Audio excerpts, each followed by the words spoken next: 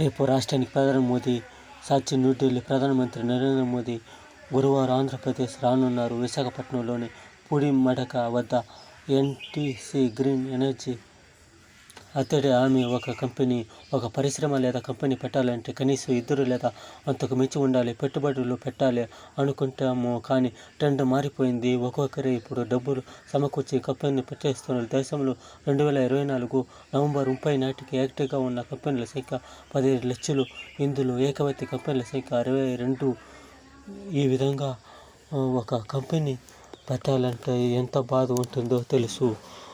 పూర్వకాలంలో ఒక కంపెనీ లేకుండా మనిషి ఎంత బాధపడినాడో విదేశ కంపెనీలో కానీ మన దేశ కంపెనీలో కానీ.